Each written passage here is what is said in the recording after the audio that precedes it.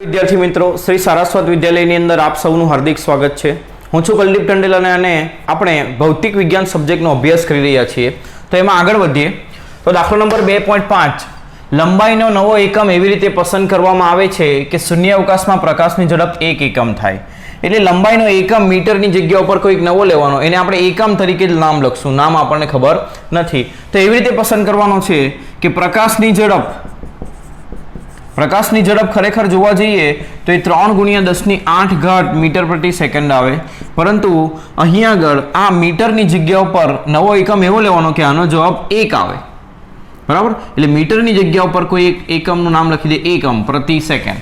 એટલે મીટરનો નવો એકમ 1. આ એકમ અહીંયા આગળ મીટરની જગ્યા ઉપર એકમ એવો મૂક્યો કે જેથી આ મૂલ્ય કેટલું થાય? 1 એકમ થાય. બરાબર, એટલે 1 થાય એનું મૂલ્ય. જો પ્રકાશને સૂર્ય અને પૃથ્વી વચ્ચેનું અંતર કાપતા 8 મિનિટ અને 20 સેકન્ડ લાગતા હોય તો લાગતો સમય કેટલો છે? 8 મિનિટ અને 20 સેકન્ડ.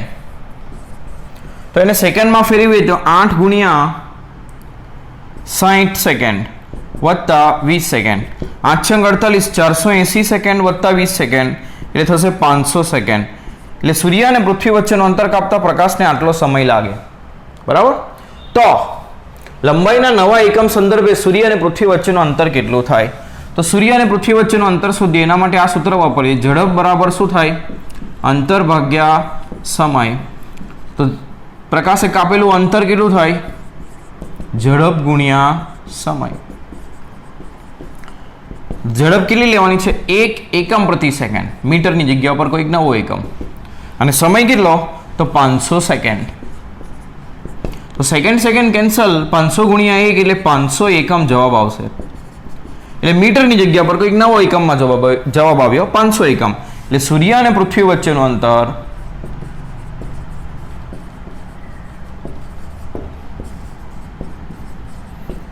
એકમ છે. બરાબર, આ રીતે આપણે આ દાખલો ગણી શકીએ. હવે આગળ આપણે પ્રયોગશાળામાં વપરાતા બે સાધનો જેના માટેની લઘુત્તમ માપ શક્તિ આપણે જોઈ હતી, વર્નિયર કેલિપર્સ અને સ્ક્રૂ ગેજ, એના વિશે થોડો ઊંડાણપૂર્વક અભ્યાસ કરીએ જેથી એના વિશે આપણને કેવી રીતે કેલ્ક્યુલેશન કરવી દાખલાઓમાં એ શીખવા મળે. તો અહીં જે દર્શાવ્યું છે સાધન એને કહેવાય વર્નિયર કેલિપર્સ. એનાથી તમે અલગ અલગ વસ્તુઓ માપી શકો. જેમ કે આ એક ગોળો છે તો આ ગોળાનો વ્યાસ કેટલો હશે એ તમે માપી શકો. કેવી રીતે માપશો? તો એ ગોળાને તમારે અહીં અરેન્જ કરવાનું રહેશે. એટલે આ જે ભાગ છે તે એવો હશે કે જે તમે આને ફેરવશો એટલે આમ આગળ પાછળ થઈ શકે. આ જે બે ભાગ દેખાય છે ઉપર નીચે છૂટા, એ આગળ પાછળ થઈ શકે એવી રચના કરેલી હશે અને જેના થકી તમારે અહીં આ ગોળાને અરેન્જ કરવાનો થશે. તો આ બે દાતાઓ વચ્ચેનું અંતર જે છે એ કેટલું થશે? એ ગોળાના વ્યાસ જેટલું થશે. પછી હું એવું પણ માપી શકું કે આ કોઈ એક નળાકાર છે જેમાં મારે અંદરની ત્રિજ્યા માપવી છે. કઈ ત્રિજ્યા માપવી છે? અંદરની. તો હું કેવી રીતે માપી શકું? જો મારે બહારની ત્રિજ્યા માપવી હોય તો નળાકારને મારે અહીં ગોઠવી દેવાનો. પરંતુ મારે જો અંદરની ત્રિજ્યા માપવી હોય તો મારે શું કરવાનું? જે ઉપરના બે દાતાઓ છે ત્યાં આગળ નળાકારને આવી રીતે ગોઠવવાનો.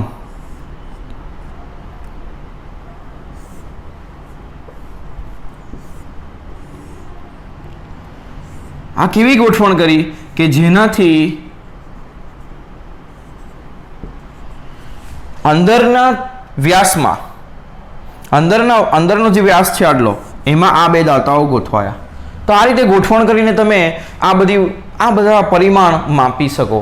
ગોળાનો વ્યાસ, નળાકારનો અંદરનો વ્યાસ, બહારનો વ્યાસ, આ ઘણી બધી વસ્તુઓ તમે માપી શકો. બરાબર, અને એ કોઈ પણ સાધન આપ્યું હોય એટલે સૌ પ્રથમ એનું લઘુત્તમ માપ શોધવું પડે. તો આ સાધનમાં અમુક વસ્તુ ધ્યાન રાખો કે આ જે અહીંયા આગળ સ્કેલ આપી છે એ છે આપણી મુખ્ય સ્કેલ. એ કઈ સ્કેલ છે? મુખ્ય સ્કેલ. એટલે એને મેઇન સ્કેલ કહેવાય ઇંગ્લિશમાં. એટલે આપણે MS વડે લખશું. બરાબર, મુખ્ય સ્કેલ, મેઇન સ્કેલ ઇંગ્લિશમાં.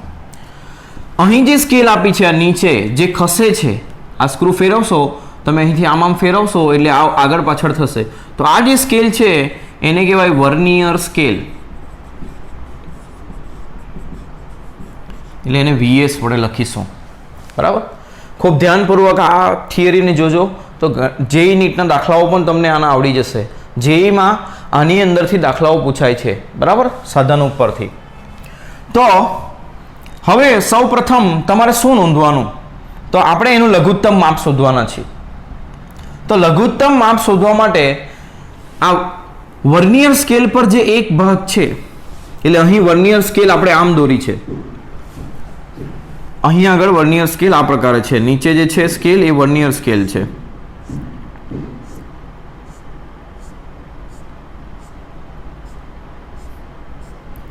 આ પ્રકારે છે.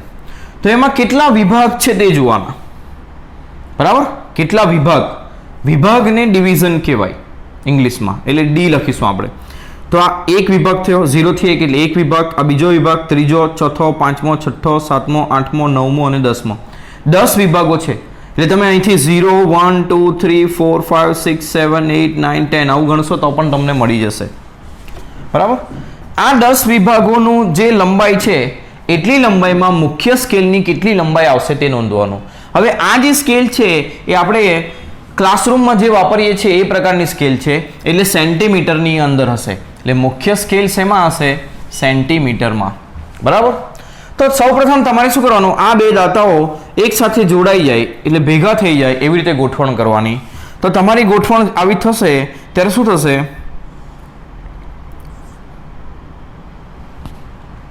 ઉપરનો 0 અહીં હશે, બરાબર. આનો પણ 0 અહીં છે. વર્નિયર સ્કેલનો 10 વિભાગો છે. પછી ઉપર કેટલા વિભાગો આવ્યા એ તમારે નોંધવાના.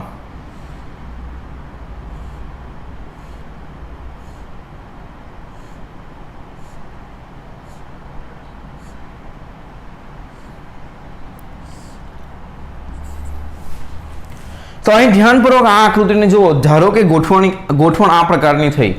મોટે ભાગના પ્રયોગશાળામાં જે વર્નિયર હોય છે તે આ પ્રકારના હોય છે. અલગ પ્રકારના હોય તો કેવી રીતે ગણવાનું એના માટે તમને શીખવાડું છું. દાખલાઓ પણ આના ઉપરથી પૂછાય છે જેઈમાં, બરાબર. એટલે ધ્યાન આપો અહીં આગળ. તો આ 10 વિભાગો છે, 10 વિભાગો છે. તો એ વિભાગની લંબાઈ કેટલી છે? આટલા લંબાઈમાં 10 વિભાગો છે. તો એટલી જ લંબાઈમાં ઉપરના કેટલા વિભાગો છે એ જોવાના. તો 1 2 3 4 5 6 7 8 ને 9 વિભાગો છે. એટલે સૌપ્રથમ તમારે શું લખવાનું? 10 વર્નિયર સ્કેલના વિભાગ બરાબર 9 મુખ્ય સ્કેલના વિભાગ. હવે વિભાગને ડિવિઝન કહેવાય એટલે હું આવું લખીશ 10 વર્નિયર સ્કેલ ડિવિઝન બરાબર 9 મેઇન સ્કેલ ડિવિઝન. આના ઉપરથી તમે વર્નિયર સ્કેલ ડિવિઝન બરાબર શું લખી શકો? 9/10 મેઇન સ્કેલ ડિવિઝન. આ પહેલો સંબંધ તમારે શોધવાનું, બરાબર. કેવી રીતે શોધવાનું એ તમને મેં શીખવ્યું. આ બંને દાતાઓને ભેગા કરી દેવાના એટલે આ પ્રકારની ગોઠવણ થશે, બરાબર. અને એની અંદરથી તમારે આ 10 વિભાગોમાં આના કેટલા વિભાગો આવે છે એ તમારે નોંધવાના. હવે આ સાધનના લઘુત્તમ માપનું જે સૂત્ર છે એ આ પ્રકારનું છે. વર્નિયર સ્કેલનું લઘુત્તમ માપ એને લિસ્ટ કાઉન્ટ પણ કહેવાય ઇંગ્લિશમાં. લઘુત્તમ માપ બરાબર થાય vernier scale division minus main scale division. Division એટલે વિભાગ, બરાબર. તો વર્નિયર સ્કેલ ડિવિઝનનું મૂલ્ય આપણને ખબર નથી, પરંતુ મેઇન સ્કેલના એક વિભાગનું મૂલ્ય આપણને ખબર છે. મુખ્ય સ્કેલનો એક વિભાગ એટલે એને આપણે મુખ્ય સ્કેલ ડિવિઝન આવું લખી શકીએ. એનું જે મૂલ્ય છે એ કેટલું છે? તો તમે અહીં જુઓ, આ એક વિભાગ છે, આ 0 થી 1 સેન્ટીમીટર એટલે એક વિભાગ એટલે એના 1 સેન્ટીમીટરનો 10મો ભાગ એટલે 0.1 સેન્ટીમીટર કહેવાય. આ જે છે આ અંતર એ કેટલું કહેવાય? એક વિભાગનું 0.1 સેન્ટીમીટર એટલે એના બરાબર આપણે લખીશું 0.1 સેન્ટીમીટર. મોટે ભાગે મુખ્ય સ્કેલ આમાં જ હશે એટલે મુખ્ય સ્કેલના વિભાગનું મૂલ્ય મેઇન સ્કેલ ડિવિઝનનું કેટલું આવશે? 0.1 સેન્ટીમીટર. આ ખાસ ધ્યાન રાખજો, બરાબર. આગળ ગણતરી કરીએ તો વર્નિયર સ્કેલ ડિવિઝન બરાબર હું આ મૂકી શકું 9/10 મેઇન સ્કેલ ડિવિઝન, બરાબર, માઇનસ અહીં આપણે એક ભૂલ કરી છે સૂત્રમાં. લઘુત્તમ માપ બરાબર આવું આવશે main scale division minus vernier scale division. Sorry હા, આ મિસ્ટેક માટે. લઘુત્તમ માપમાં શું આવશે? Main scale division minus vernier scale division. હવે મેઇન સ્કેલ ડિવિઝનને એમને એમ રહેવા દઈએ અને વર્નિયર સ્કેલ ડિવિઝનની જગ્યા પર મૂકીએ 9/10 મેઇન સ્કેલ ડિવિઝન. VSD બરાબર 9/10 MSD મૂક્યું. આમાંથી MSD કોમન કાઢીએ તો શું રહી જશે? પહેલા પદમાં 1 રહી જશે અને બીજા પદમાં 9/10. મુખ્ય સ્કેલ ડિવિઝનનું મૂલ્ય કેટલું છે? 0.1 સેન્ટીમીટર. 0.1 સેન્ટીમીટર. અહીં લસા લઈએ તો લસા કેટલો થશે? 10 લસા થશે. તો 10 લસા લઈએ તો 10 અહીંયા ગુણાશે. 10 - 9 એટલે 1/10 થશે. એટલે 1/10 તો 1.1 સેન્ટીમીટર ભાગ્યા 10 એટલે 0.01 સેન્ટીમીટર. તો આ લઘુત્તમ માપ આપણે આગળ પણ જોઈ ગયા. કોનું? વર્નિયર સ્કેલનું. તો આ લઘુત્તમ માપ આ રીતે શોધાશે. રીત યાદ રહી? પહેલા શું કરવાનું? વર્નિયરના જે વિભાગો આપેલા છે એ વિભાગોની લંબાઈમાં મુખ્ય સ્કેલના કેટલા વિભાગો આવે તે લખવાના. એના ઉપરથી વર્નિયર સ્કેલના એક વિભાગનું મૂલ્ય મુખ્ય સ્કેલના વિભાગના સંદર્ભમાં તમને મળશે. એના ઉપરથી લઘુત્તમ માપ તમારે કેવી રીતે શોધવાનું? તો મુખ્ય સ્કેલ વિભાગ માઇનસ વર્નિયર સ્કેલ વિભાગ. બરાબર? અને પછી આ સંબંધ અહીં મૂકવાનો અને મુખ્ય સ્કેલના વિભાગનું મૂલ્ય હંમેશા 0.1 સેન્ટીમીટર જ હશે, કારણ કે આ મુખ્ય સ્કેલ એ સેન્ટીમીટરની સ્કેલ હશે. બરાબર? તો આ વિભાગનું મૂલ્ય મૂકીને પછી આ સાદુરૂપ આપશો એટલે તમારો આ રીતે જવાબ આવશે. એ શું આવશે? લઘુત્તમ માપ. નાનામાં નાનું આટલું મૂલ્ય એ વર્નિયર સ્કેલ માપી શકે.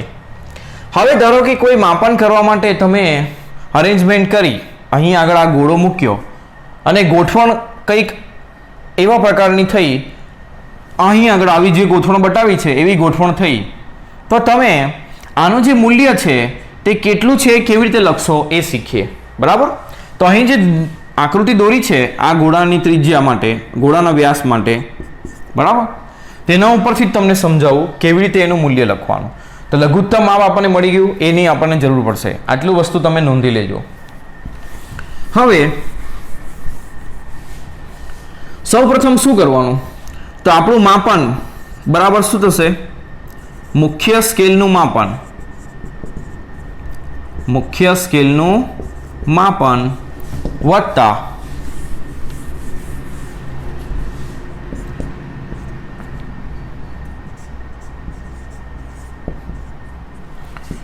લઘુત્તમ માપ ગુણ્યા વર્નિયરના મુખ્ય સ્કેલ સાથે ભેગા થતા વિભાગનો નંબર.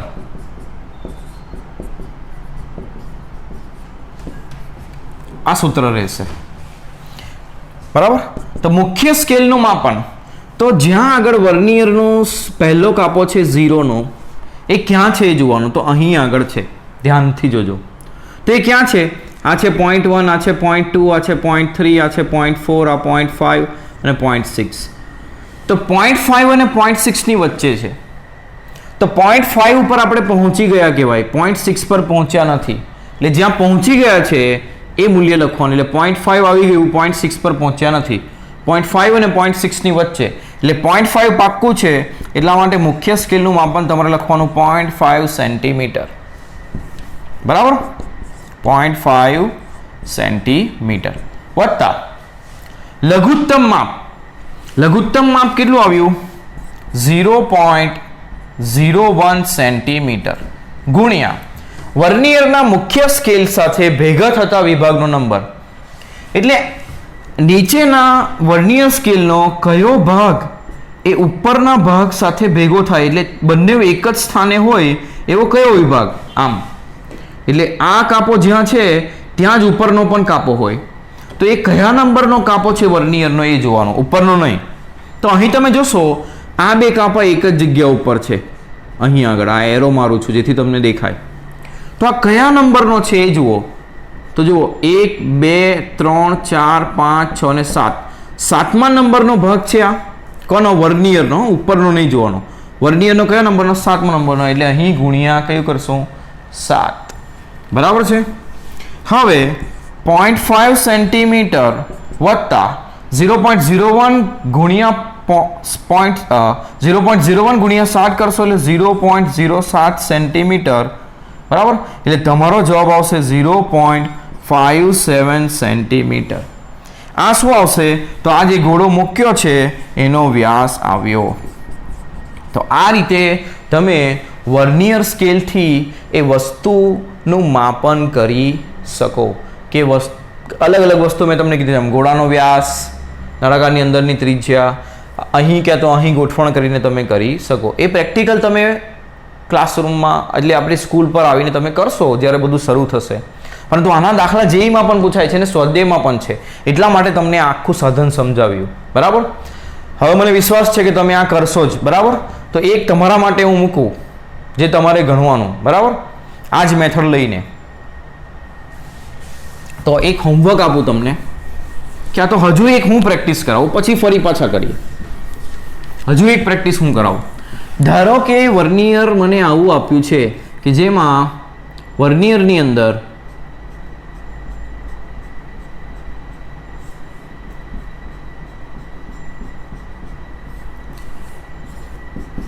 20 વિભાગો છે. વર્નિયર સ્કેલમાં 20 વિભાગો છે અને મુખ્ય સ્કેલને ડ્રો કરું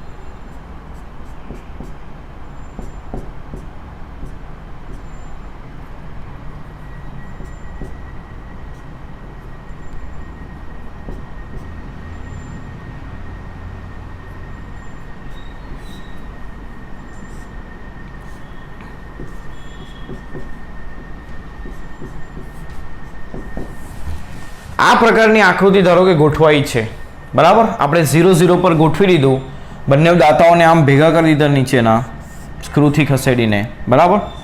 તો આ પ્રકારની ગોઠવણ થઈ છે. તો પહેલું સ્ટેપ શું શોધવાનું આપણે કે વર્નિયર સ્કેલના વિભાગ બરાબર મુખ્ય સ્કેલના કેટલા વિભાગ. તો તમે અહીં જુઓ વર્નિયર સ્કેલમાં કેટલા વિભાગ છે અહીં નોંધીને જ આપ્યું છે મેં, એટલે તમારે ગણવા ના પડે આકૃતિની અંદરથી. 0 10 20 20 વિભાગ છે એટલે 20 વર્નિયર સ્કેલ ડિવિઝન બરાબર. ઉપર આટલી જ જગ્યામાં ઉપરના કેટલા વિભાગ છે એ જોવાનું. તો 10 આવી ગયા અને બીજા 9 એટલે 19 વિભાગ છે, એટલે 19 મુખ્ય સ્કેલના વિભાગ, બરાબર. 19 મુખ્ય સ્કેલના વિભાગ આ રીતે થશે. તો વર્નિયર સ્કેલના વિભાગ બરાબર શું થશે? 19 ભાગ્યા 20 મુખ્ય સ્કેલના વિભાગ. જો કેવી રીતે જોવાનું ફરીથી શીખવાડું છું.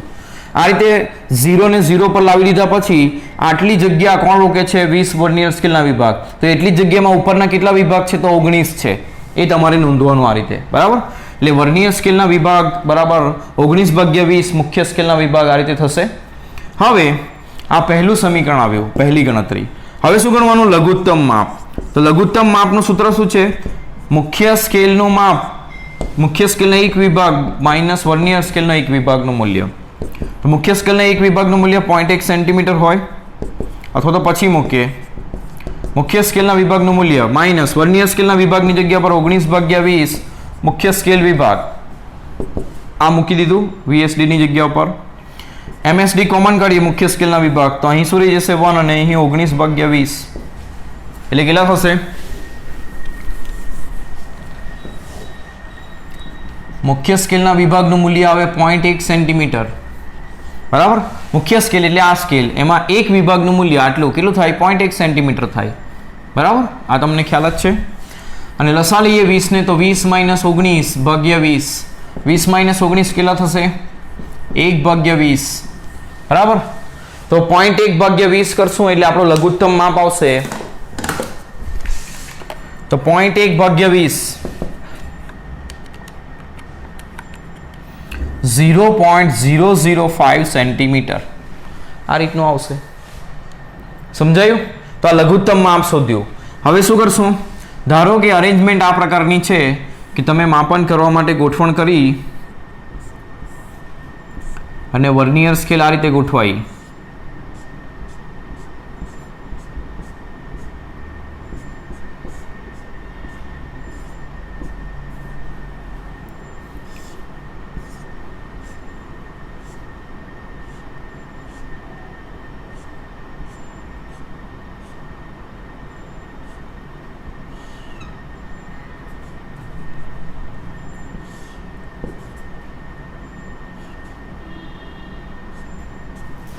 આ રીતની ગોઠવણ થઈ. તો તમે અહીં જુઓ તો માપન કેવી રીતે લખવાનું? પહેલાં મુખ્ય સ્કેલનું માપન. આ 0 ક્યાં છે જોવાનું? વર્નિયર સ્કેલનો ક્યાં છે? તો 0.3 અને 0.4 વચ્ચે. જુઓ 0.3 પર પહોંચી ગયો છે, 0.4 પર પહોંચ્યો નથી. તો કેટલું લખવાનું? 0.3 સેન્ટીમીટર. મુખ્ય સ્કેલનું માપન એટલે એને ઇંગ્લિશમાં કહેવાય મેઇન સ્કેલ રીડિંગ, વત્તા n એટલે ભેગા મળતા કાપાની સંખ્યા અને લઘુત્તમ માપ. આ સૂત્ર છે. મુખ્ય સ્કેલનું માપન ક્યાં પહોંચી ગયો છે? 0.3, 0.4 પર પહોંચ્યો નથી એટલે મુખ્ય સ્કેલનું માપન 0.3 સેન્ટીમીટર વત્તા n ભેગા મળતા કાપાની સંખ્યા. કયો કાપો ભેગો મળે? તો આ ભેગો મળે છે. જુઓ તો વર્નિયરમાં કયો છે? તો 10ની આગળનો એટલે 9મો એટલે 9 ગુણ્યા લઘુત્તમ માપ કેટલું છે? 0.005 સેન્ટીમીટર. તો 0.005 ગુણ્યા 9 કરશો એટલે કેટલું આવશે? 0.045 સેન્ટીમીટર. તો આનો સરવાળો કરીએ તો જવાબ આવશે 0.385 સેન્ટીમીટર. એટલે જો વધુ સચોટ માપ મળ્યું. આ છેલ્લો આંકડો પણ મળ્યો. એટલે આ રીતે વર્નિયર કેલિપર્સ એ અલગ અલગ પ્રકારના આવે છે, પણ સૌ પ્રથમ જે શીખવાડ્યું એ મોટે ભાગે લેબોરેટરીમાં હોય છે, પરંતુ તમારે આ મેથડ શીખવાની ને કેવી રીતે માપન કરવાનું એ શીખવાનું. ખાસ વસ્તુ આ છે, ધ્યાન રાખજો. બરાબર. આ જ પ્રકારનું હવે બીજું જે સાધન છે તે હવે આપણે આગળ જોઈએ, જેને કહેવાય સ્ક્રૂ ગેજ. હવે આગળ આપણે નવું સાધન જોઈએ જેને કહેવાય સ્ક્રૂ ગેજ, જે વર્નિયર કેલિપર કરતાં પણ નાનું મૂલ્ય માપીને આપણને આપે છે. એટલે એનું લઘુત્તમ માપ એ વર્નિયર કેલિપર કરતાં પણ સારું છે, એટલે ઓછું છે, વધુ નાનું મૂલ્ય એ માપી શકે. તો એની અંદર કેવી રચના હોય છે? તો આ એક સ્ક્રૂ આવેલું હોય છે, એના ઉપરથી જેનું નામ છે સ્ક્રૂ ગેજ. તો આ સ્ક્રૂ માટે તમારે સૌ પ્રથમ શું કરવાનું? તો પેચ અંતર શોધવાનું. શું શોધવાનું? પેચ અંતર. પેચ અંતર એટલે એવું કહી શકાય કે સ્ક્રૂના બે આરાઓ વચ્ચેનું અંતર. એટલે સ્ક્રૂના બે આરાઓ વચ્ચેનું અંતર એને પેચ અંતર કહેવાય.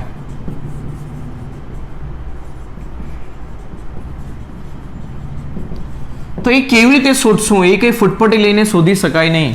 તો એના માટે એક આઈડિયા છે. આની અંદર જ અહીં જે સ્કેલ છે એ આપણી માપપટ્ટીની સ્કેલ પ્રકારની છે, એટલે મુખ્ય સ્કેલ. આ મુખ્ય સ્કેલ છે અને આ જે છે એ વર્તુળાકાર સ્કેલ છે. કઈ સ્કેલ છે? વર્તુળાકાર. એટલે આમ રાઉન્ડમાં હશે, એના ઉપર કાપાઓ વિભાગો આવેલા હશે. બરાબર. તો વર્તુળાકાર વિભાગ અહીં આગળ કેટલા આપેલા છે એ નોંધવાનું. તો વર્તુળાકાર સ્કેલના વિભાગ એ નોંધી દેવાના. તો એ લગભગ અહીં 100 જેટલા હોય છે. બરાબર. હવે આ પેચ અંતર કેવી રીતે શોધવાનું એ તમને સમજાવું. બરાબર. તો પેચ અંતર કેવી રીતે શોધવાનું? તો તમારે શું કરવાનું? આ મુખ્ય સ્કેલ છે. આ મુખ્ય સ્કેલ પણ આવી વર્તુળાકાર જ હશે. વર્તુળાકાર એટલે આ આકાર વર્તુળમાં હશે. આ જે ભાગ છે એ આમ વર્તુળ જેવો હશે, આ પ્રકારનો પેન પ્રકારનો, અને એના ઉપર આ મુખ્ય સ્કેલ છે. તો તમારે અત્યારે શું કરવાનું? તો તમે અહીં જુઓ, આ જે વર્તુળાકાર સ્કેલ છે એની જે લાઈન છે એ અત્યારે ક્યાં આગળ છે? 0.1, 0.2, 0.3, 0.4 અને 0.5 આગળ છે. તમારે અહીંથી પકડીને એને એક રાઉન્ડ ફેરવવાનું. એક રાઉન્ડ ફેરવ્યો કેવી રીતે ખબર પડશે? તો 20 અહીં છે તો ફરી પાછા 20 જ અહીં લાવવાના. ફરી પાછું સમજાવું કેવી રીતે કરવાનું. તો અત્યારે આ મુખ્ય સ્કેલ અહીં આગળ છે, આપણી મુખ્ય સ્કેલ છે 0, 0.1, 0.2, 0.3. ધારો કે વર્તુળાકાર સ્કેલનો જે આ ભાગ છે 0.3 ઉપર છે એવું સમજો. વર્તુળાકાર સ્કેલનો ભાગ અત્યારે ક્યાં છે? 0.3 ઉપર. અને અહીં આગળ આ 20 નંબરનો કાપો છે, આ કાપાની સામે 20 નંબરનો કાપો છે. તો તમે એક ચક્કર ફેરવો એટલે ફરી પાછો 20 ફરીને અહીં જ આવવો જોઈએ. ધારો કે એવું કર્યું અને આ પ્રકારે પછી રચના થઈ. કર્યા પછી આવું દેખાય છે.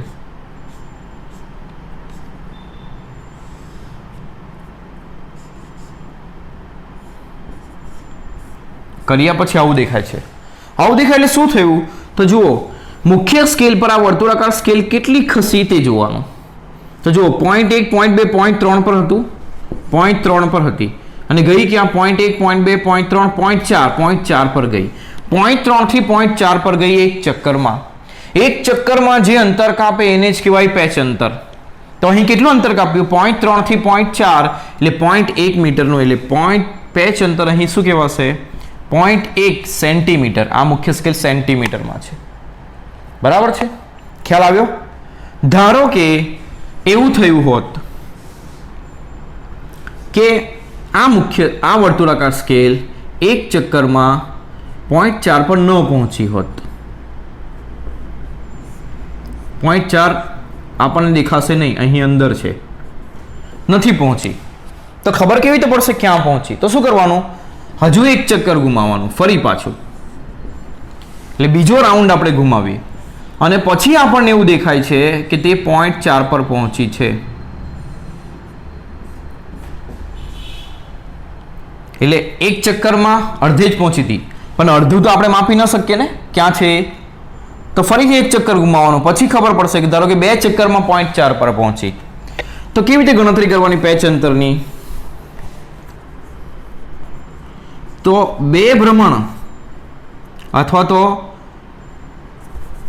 2 ભ્રમણ બરાબર 2 ભ્રમણમાં 0.1 સેન્ટીમીટર કાપ્યું તો એક ભ્રમણમાં કેટલું કાપશે? તો 1 ગુણ્યા 0.1 સેન્ટીમીટર ભાગ્યા 2 એટલે કેટલું થશે? 0.1 સેન્ટીમીટર ભાગ્યા 2 એટલે 0.05 સેન્ટીમીટર. એક ચક્કરમાં કેટલું ખસે મુખ્ય સ્કેલ એને જ કહેવાય પેચ અંતર. જો 2 ચક્કરમાં 1.1 ખસતું હોય એટલે 2 વખત ફેરવવાથી 0.1 જેટલો સ્થાનાંતર થતું હોય તો તમારે એક માટે ગણવાનું. એક માટે કેટલું આવે? 0.1 ભાગ્યા 2 એટલે 0.05. તો તમારું પેચ અંતર આ થાય. એટલે આ રીતે પેચ અંતર ગણવાનું. પેચ અંતર એટલે આ 2 દાતાઓ વચ્ચેનું, આ 2 આરાઓ વચ્ચેનું અંતર, તે આ રીતે ગણાશે. એક ચક્કર ફેરવવાથી આ કેટલું ખસ્યું હોય એને કહેવાય પેચ અંતર. તો સૌપ્રથમ પેચ અંતર ગણવાનું. હવે આના ઉપરથી એનું લઘુત્તમ માપ ગણાશે.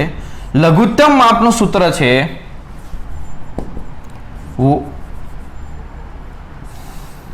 મુખ્ય સ્કેલનું માપ અથવા તો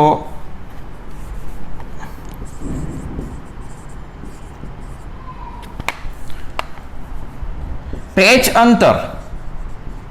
આનું જે સૂત્ર છે લઘુત્તમ માપનું આ રીતે આવશે: પેચ અંતર ભાગ્યા વર્તુળાકાર સ્કેલના વિભાગની સંખ્યા. તો અહીંયા આગળ પેચ અંતર કેટલું આવ્યું? 0.1 સેન્ટીમીટર ભાગ્યા વર્તુળાકાર સ્કેલ પર કેટલા વિભાગ છે? 100 એટલે 0.001 સેન્ટીમીટર થશે. 0.1 ભાગ્યા 100 કરશો એટલે 0.001 સેન્ટીમીટર થશે. તો આપણું શું આવ્યું? લઘુત્તમ માપ. હવે માપન કેવી રીતે લેવાનું? તો માપનની રીત એ જ છે જે વર્નિયરની અંદર હતી. બરાબર? તમે આટલું લખી લેશો તો અહીં હું લખું છું ફરીથી, આટલું નોંધી લેવો તમે. બરાબર? નોટબુકની અંદર. તો હવે માપન કેવી રીતે લેવાનું? લઘુત્તમ માપ આપણને મળ્યું તો માપન બરાબર મુખ્ય સ્કેલનું માપ, મુખ્ય સ્કેલનું માપન વત્તા લઘુત્તમ માપ ગુણ્યા મુખ્ય સ્કેલ સાથે ભેગા મળતા વર્તુળાકાર વિભાગનો નંબર અથવા તો વિભાગનો ક્રમ. આ રીતે માપન. તો અહીં જે દોર્યું છે એની અંદર તમે જુઓ, ધારો કે કોઈ ગોળાનો વ્યાસ માપવા માટે આપણે ગોળાને અહીં મૂક્યો છે, જેમ વર્નિયરમાં મૂક્યો તો. બરાબર? તો આનાથી કેવી રીતે આન્સર આવશે એ જોઈએ. તો એના આ 2 વચ્ચેનું અંતર એનું માપન આપણું થશે, તે હશે ગોળાનો વ્યાસ. તો આ સૂત્રનો ઉપયોગ કરીએ આપણું લઘુત્તમ માપ યાદ રાખજો 0.001 સેન્ટીમીટર છે. તો મુખ્ય સ્કેલનું માપ એટલે તમારે જોવાનું આ વર્તુળાકાર સ્કેલ ક્યાં પહોંચી છે. ધારો કે આવી રચના હોય, અહીંથી થોડો સુધારો કરીને દોરું છું.